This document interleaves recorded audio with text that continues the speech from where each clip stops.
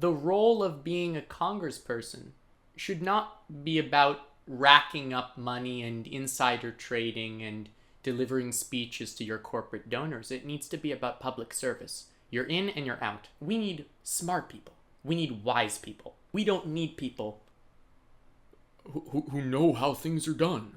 It takes the kind of person to go in, to get elected, and then to say, I'm going to put term limits on myself. That's the only kind of person I can respect. And those people are few and far between. Of course, you can argue that those people at a society-wide level are few and far between, and that our elected representatives are merely extensions of the moral decay of the people. I just released a video talking about my own conversion to Judaism, and so it does seem like a good time to react to Candace Owens on The Breakfast Club recently. This interview has gotten a lot of attention, and I'm gonna share my thoughts on it. Let's go. I thought it was weird when all of a sudden the people that liked Trump, everyone thought he was like this iconic symbol of business. He was in rap songs. Trump was a status, flipped on him in 1 second. I just didn't. When I started to realize that my own existence in liberal cities and areas where the economic activity was centralized was in a completely different place than much of the country where people felt as if they had been left behind and their communities had been left behind. I realized why this conflict emerged, why people would go for Donald Trump over someone like Hillary Clinton, certainly, but also someone like Joe Biden now, and other Democratic candidates that are going to be business as usual. We're in a situation right now, and I think this is a symptom of the two-party system, where technocratic development, let's say, is being prioritized, and its fruits are totally overwhelming the economy. Within the circles I walk, within these very liberal urban centers, most people are engineers. There's a reason why they're engineers. That's where the economic reward is condensed. You can go to trade school and you can go down that more blue-collar path, and that can be very lucrative in its own right. But that's definitely not the kind of culture that's been fostered within the liberal centers either. Just a total clash of culture in the United States of America. I didn't buy the narrative that he was in the media for 3-4 decades, and suddenly you wanted me to believe overnight that he was like Adolf Hitler and a racist. So I just didn't trust the media's narrative about him, and so I decided to actually listen to what he said. I still didn't vote for him in 2016, but I wanted to just listen to what he actually said. And then when I saw what he was saying versus how it was being reported, I just found it to be extremely dishonest. So I started. One of the stunning parts of at least coming to terms with the idea that Donald Trump might have something worthwhile to say was realizing just how out to lunch the entire Democratic Party is on the issue of immigration. The fact that Democrats, and they're now complaining about what has transpired, they were constantly attacking people who dared to claim that we might need to secure our border and preserve a sense of being a nation. That's important. And nationalism has become such a dirty word in this country because it's been synonymized with white supremacy and maintaining some kind of ethnic majority.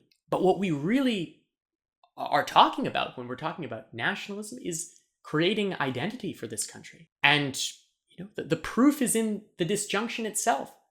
The fact that you have a whole half of voters that can't possibly imagine why someone within the middle of the country would vote for Donald Trump symbolizes quite nicely what happens when you aren't able to preserve national identity. It's difficult because, I still consider myself a liberal. I use that label tepidly. I'm someone who enjoys the idea of inclusivity and multiculturalism because I personally learn from many different cultures. However, unfettered diversity without some kind of stabilizing, cohesive force is not a recipe for success. It's not a recipe for the creation of an empathetic culture that recognizes and understands the interests of one another. Diversity creates conflict. Sometimes conflict forges even greater unities and greater identities, more cohesive identities. But in the meantime, there is a lot of conflict. And, that's what we got. I started researching more, learning more, and then I got kind of angry, like just with the lies, because I do think Black Americans are intentionally manipulated emotionally by the media, and kind of kept dumb but emotional intentionally by the school system. And I started reading up on like Thomas Sowell, Shelby Steele, a bunch of Black scholars I originally had dismissed as Uncle Toms, and irony now is I get called an Uncle Tom. A lot of former liberals who have started shifting to the right, or at least recognizing the importance of right-wing opinions, has gone through a reckoning with Thomas Sowell. We've read his words, we've understood the content of his messages. If only other folks on the left would read this material, maybe we could have more nuanced discussions on these issues of race and culture. That's a call to people on the left. I know I generally talk to conservatives on this channel, but read some Thomas Sowell if you haven't. Contend with his ideas. Understand what he's talking about. You don't even have to agree with his economic models. I don't fully agree with everything that he lays out economically. I still think it's trapped in the 20th century a bit. But his discussion about culture and the influence of that, as well as his fundamental ideas about rent control and the damage to the supply of housing, that also rings true as well. So you got to mix and merge. Intellectual honesty is about taking from different sources. Imagine if we did that. That kind of is, if you come out of the public school system, I can't imagine how you could be a Black conservative when just the way that they even tell us our own history is just not true, Do you think that that's true with most people though? Like, like when you think of a Trump or just anybody, you're fine with them, but then you learn like their politics, or you learn what they believe spiritually, and then you're like, you're turned off from it. Yeah, and I don't even think it's necessarily the politics. I really do think the media plays the biggest part in it, because Trump, as far as I know, Trump's been, maybe he used to be a Democrat, but he's been a Republican and a conservative for a long time. I mean, we know he had to have been a conservative in terms of economics. Mm-hmm. He's wealthy, so you'd be hard pressed to find someone that's wealthy and advocating for Marxist beliefs. But yeah, I just feel like it's more. Okay, well, I would reject that framing that if you're not a conservative economically, then by definition you're a Marxist. There is quite a bit of room in between that. If we're just talking about the acknowledgement of progressive taxation, for instance, that's very far from Marxism. I just want to point that out because it is a disingenuous framing, and this tends to exist on the right, I've noticed, regarding these conversations and criticisms toward the left. They will create this very large chasm between them, the noble economic conservatives, and over here, the evil Marxists. Well, yeah, there's a certain portion of the left that might be Marxist in their orientation, absolutely. But there's a difference between that and people who are advocating for a Scandinavian model. There's a difference between that and people who might not want a flat tax rate, but acknowledge the need for progressive taxation. There's a difference between that and people who are advocating for a kind of progressive value-added tax that is more tailored toward luxury goods. Although the value-added tax tends to be equated with libertarianism, still there is an idea of the wealthy paying more relative to the rest of the population. Thought I should mention that. It's more about the media wants power. The media has a vested interest in things politically, and they like to make us think that we're having this open conversation and we're learning the truth about people. But these are just hatchet smear jobs, libeling people, and I think deluding a ton of people to turn against their own best interests. So were you more anti-media as opposed to being pro-Trump? Well, no, I actually, once I actually heard what he had to say, I was like, that's a pretty solid pitch. I mean, it was his Dimondale, Michigan speech particularly. He got up there and he just started listing all of the statistics in Black America in terms of poverty. I mean, these were just real statistics that he was talking about. And his pitch was basically like, you've been giving your vote to Democrats for 60 years. Why don't you just try something different? I think that's a pretty good elevator pitch. Yeah. Like, hey, you've been doing the same thing for a long time. I'm not saying I'm amazing, but why don't we try something different and see if it gets better for you? And then suddenly I flipped over to CNN and it was Don Lemon's crying. I think it was, I'm maybe being. Yeah, and this is a really important point. Let's try to hash out both sides of this. I think what conservatives tend to get right in their discussion of Black America is the importance of recognizing cultural issues within these communities. There's a large chasm between cultures where gun violence tends to exist versus cultures where gun violence does not tend to exist. For example, we don't have a gun violence problem within the Jewish community. That's not a thing. Why is that not a thing? Well, you can say, well, there's more economic power consolidated within the Jewish community, which is definitely true. Then you have to ask the question, well, why is there more economic power consolidated? We'll hash that out at some point on the channel. But to go back a little bit more fundamentally, there are aspects of these cultures that create outcomes. And I really don't like putting the emphasis on race here. It really has to do with culture. The citizens of a culture prioritizing certain values over others, and that prioritization of values having downstream effects. Jews have an extremely rule-oriented culture. There are tons of rules to follow, both positive and negative commandments, and ultimately what that creates is discipline. One of the things that unfortunately happens within Black communities, Candace has talked about this as well, the youth conceive of athletics as their opportunity of overcoming poverty, and not academics. Academics is classified as being corny, and thus it's shunned. And people who engage in academics within these communities and showcase their academic talent are bullied. That's not a great incentive for people pursuing paths that are going to get them out of impoverished circumstances. And that's a cultural thing. Obama spoke about this in 2004 in that famous DNC speech that he did for John Kerry. Children can't achieve unless we raise their expectations and turn off the television sets and eradicate the slander that says a black youth with a book is acting white. They know those things. The idea that a black kid would be considered white for reading a book or engaging in intellectual activity it's not good. It's not good. It's racist. And unfortunately, the liberal discussion around this issue has externalized that blame to people who are white, who are people who are non-black. It's not an appropriate handling of the issue. I think it's worse now because not only do you have people who will just create the headlines based off what they feel you said as opposed to what you said. You have people that will just straight up manipulate your audio, manipulate your video, just to push a narrative. One of the wildest things, the craziest things that people say about me all the time, and it drives me crazy because it's literally made up.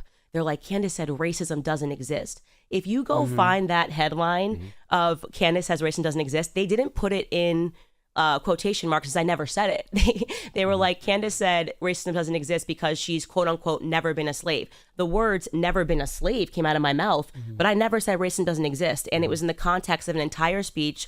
The media knew that. This is important. This is a really important point that she's making, which is that the way that the media frames statements is they take a denotative declaration and they turn it into these connotative extensions that are far removed and are meant to communicate something that's completely separate from the original denotation. And this is how we confuse a population. This is what certain branches of the media have been doing. And I won't simply target legacy media. This is something where new media organizations participate in the same tactics. The clickbaity titles we give our videos, the subjects we choose to discuss while omitting others. This all frames narratives. There's no one who isn't guilty of this. I'm guilty of it myself. I call myself a liberal, and I get this comment often, right? Are you really a liberal? Or, oh, I hate how people who are really on the right try to claim like they're on the left. Like, don't be another Dave Rubin, that kind of thing. I completely get that criticism. The word liberal technically has a definition that is general enough to encapsulate my own set of beliefs. That's why I use it. Does it add a little spicy intrigue? Yep, it does. It does. Can you argue it's misleading? You can, but it also gets more attention. These things need to be balanced. We can either play the game without acknowledging we're playing the game, and there's something unsavory about doing that, or we can at least play the game and be honest that there is a game that we are playing here that at times is disingenuous. Black people were not going to go watch the speech or try to find the original speech. They were just going to read the headline and react and be like, oh my God, Candace Owens said racism doesn't exist. Like, how could she say this? She's a hypocrite. She's a liar. This happened to her in her childhood. Yeah, you sued your high school for racism. Yeah, So well, clearly, it's actually that's not what happened. I didn't sue my high school for racism.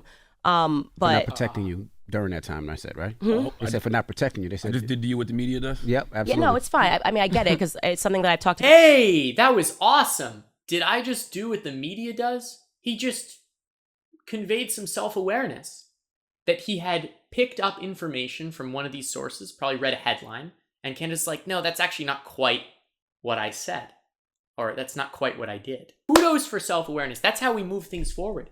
People acknowledge when they make that kind of mistake. We all do it. It's impossible when you're consuming as much information as we do on a daily basis. You should have a president that's, not mentally deteriorating like Biden is. I mean, he's in full mental deterioration. It's crazy to pretend anything else that's happening right now. It's scary first and foremost because we have real enemies out there, and you have a person that can't lead. He can't remember what he ate for breakfast. He's saying things. And the amount of times that he keeps talking about his dead son as if he's alive, it's very alarming. And I don't say that with any ill will in my heart either, because he's showing signs of when my grandfather, who passed a couple of years ago, started, his mind started diminishing, and you start to see those early signs of dementia. The way he walks, his gait, the way that he's falling, that this is crazy. Everyone should be outraged, whether you're on the left or the right. But in terms of the better candidate for Black Americans, I asked people the question, how were you living under Trump, the person that they told you was going to put us back into chains and we were all going to be slaves again? How was the economy under Trump, and how are you doing today? And every time you ask that question, everyone knows that they were living better under Trump because he was deregulating the environment, and people were just living better under Trump. And he is Something that's worth pointing out that I think Candace overlooks in this situation is that when we're talking about a Biden presidency versus a Trump presidency, we're not merely talking about Joe Biden or Donald Trump. We're talking about a liberal cabinet or a conservative cabinet. Joe Biden is just one person, and you have to imagine that someone who has cognitively declined to the degree that he has is not responsible for making tons of decisions. This administration is being led by a variety of people who are more liberal within their orientation, perhaps. And not liberal's the wrong word. They're more Democrat within their orientation. I don't think people who are choosing to vote for Joe Biden at this point are choosing to vote for Joe Biden as a particularly sophisticated intellectual purveyor of policy. Although some of the things that Joe Biden has done from a left-wing perspective have been very promising. Let's go through it. I mean, I'm not someone who has this information all in my head at the same time, but Joe Biden, presidential accomplishments. From a left-wing perspective, if you want more renewable sources of energy to be prioritized, left-wing administrations are the way to go. The Biden administration has invested in renewable power. That's stuff that the right wing doesn't tend to care about and probably believes that's holding us back. Something else that was a little bit more bipartisan, the infrastructure bill. These are examples of how when you vote for Joe Biden, you aren't merely voting for Joe Biden, you are voting for left-wing concerns more so. So it puts Candace's critique of a president in cognitive decline in a slightly different perspective. Although there are certain folks who like to try to equate the cognitive decline of Biden and Trump, which I don't think is fair. But most people recognize that Donald Trump is cognitively functioning at a higher level than Joe Biden at this point. The issue for these people, though, is do I want left-wing policies installed or right-wing policies installed? In my opinion, a better president because at least he's telling you the truth and he's telling you what he actually thinks. One of the things that I hated the most about him when he first came down the escalator, I was like, oh, he's way too brash. Obama sounds way more polite. But I asked the question, do you want to be politely lied to or have somebody that's at least telling you what they think about you in no uncertain terms? So Trump lies a lot as well. To be more precise with my language, Donald Trump manipulates the truth. He leaves out certain information that would constitute the full truth in order to cater more to the people who are going to vote for him.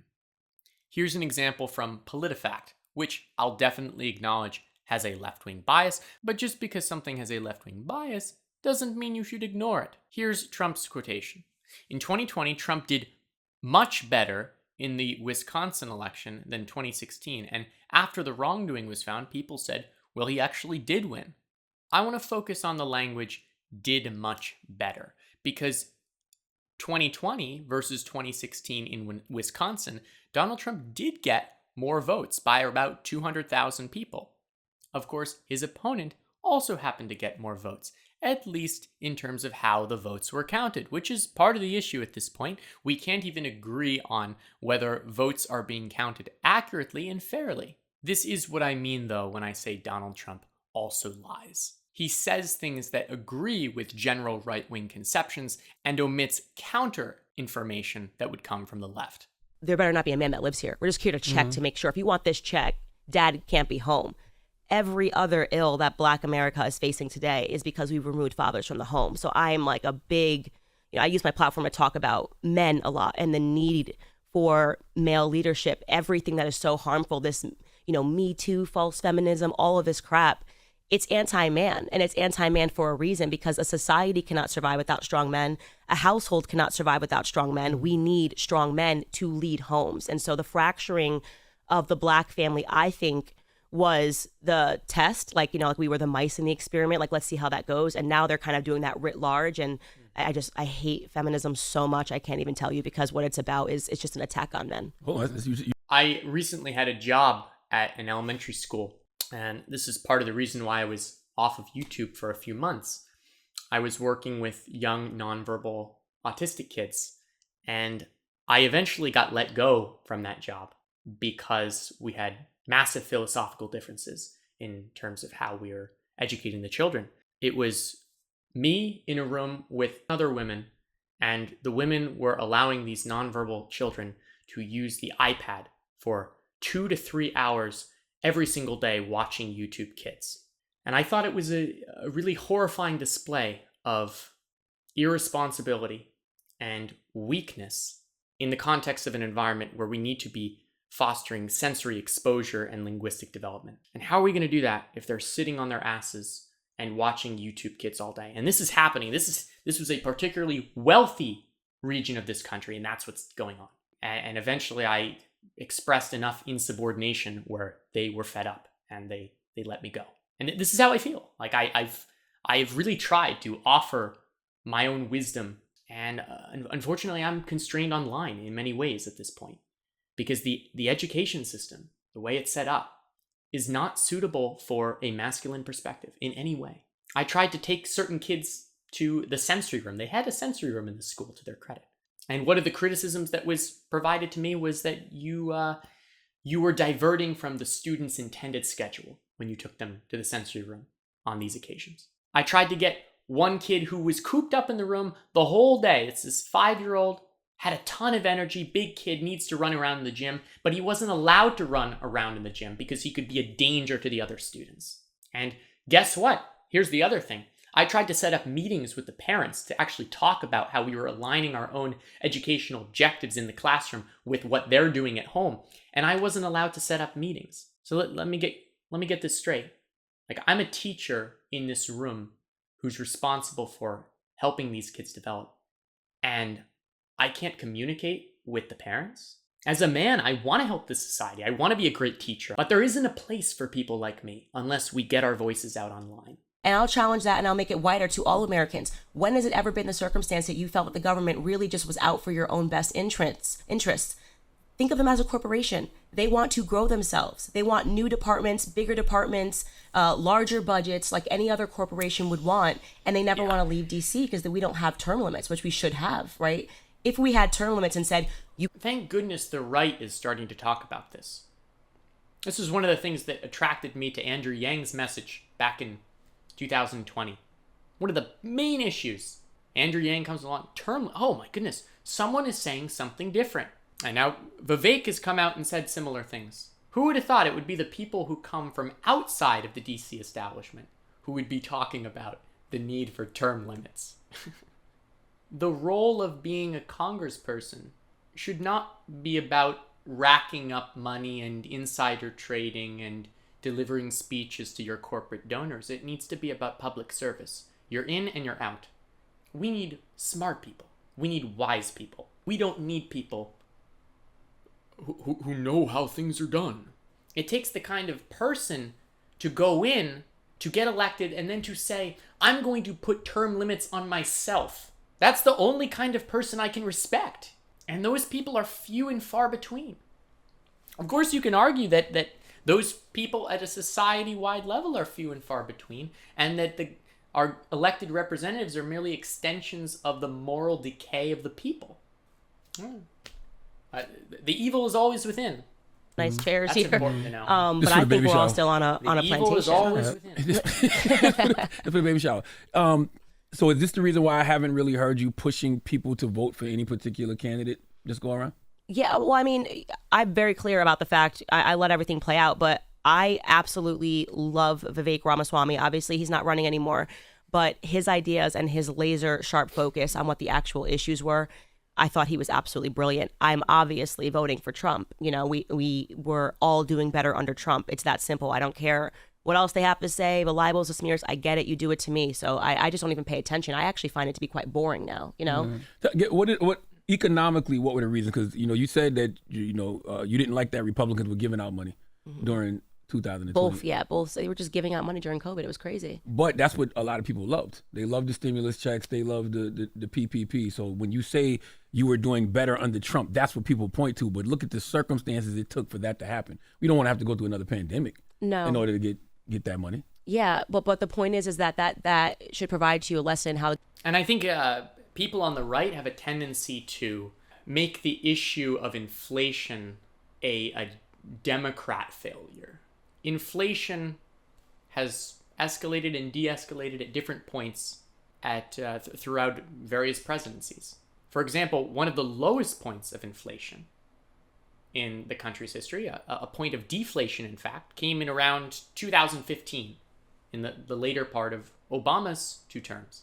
So, I mean, this kind of fiscal irresponsibility is not constrained to one side. If you look at the impacts of various tax cuts throughout our history, you look at the Reagan tax cuts, the conservative argument goes like this, that when you cut taxes, when you deregulate, there's an effect where the money that starts to accumulate within the corporate owners at the upper echelons of the businesses, that trickles down, and real wages of employees increases as well. Simultaneously, there's a view, and this is a general talking point, I've heard Thomas Sowell say this, that federal revenues increase when corporate tax rates are lowered. We're actually collecting more taxes because stuff isn't being stashed in overseas accounts. And so by having a higher corporate tax rate, you actually de facto create a lower effective